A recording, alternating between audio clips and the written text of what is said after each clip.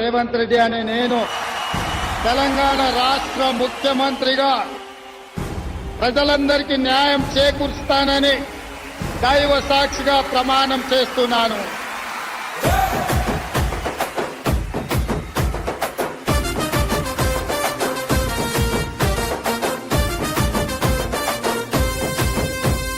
యనుముల రేవంతనే నేను. కాంగ్రెస్ పార్టీ ఆధ్వర్యంలో ఈరోజు ముఖ్యమంత్రి రేవంత్ రెడ్డి గారి జన్మదినాన్ని ఘనంగా నిర్వహించడం జరిగింది. ముఖ్యంగా రేవంత్ రెడ్డి గారు ఈ 3 సంవత్సరాలు ఏదైతే ప్రభుత్వం హామీలు ఇచ్చిందో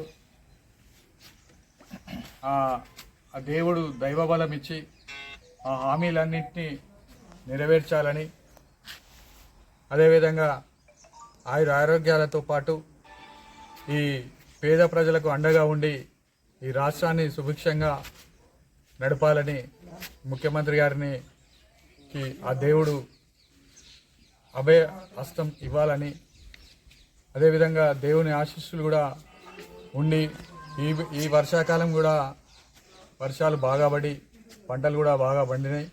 కాబట్టి ముఖ్యంగా రేవంత్ రెడ్డి గారు ఏదైతే తెలంగాణ రాష్ట్రంలో ఎక్కడా లేని విధంగా 21,000 కోట్ల రుణమాఫీ చేసిన చరిత్ర ఇవాళ రేవంత్ రెడ్డి గారిది.